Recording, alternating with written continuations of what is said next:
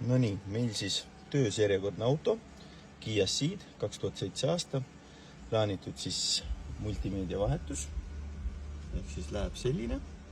Lisaks siis lisame tagurduskaamera ning paigaldame sellise pardakaamera, mis on järelvaadatav ja seadistatav otse multimeedialt. Teeme paigalduse ära ja vaatame, mis välja tuleb. 2 tundi hiljem on siis üks järjekordne multimeedia paika pandud. Lisaks siis pardakaamera, mille salvestisi saab vaadata otse multimeedia ekraanilt, samamoodi kõik järel, salvestised, kõik seadistused. Lisaks siis tagurduskaamera.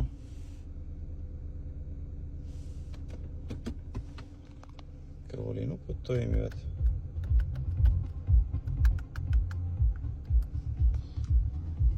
Ja lisaks siis CarPlay ise veis.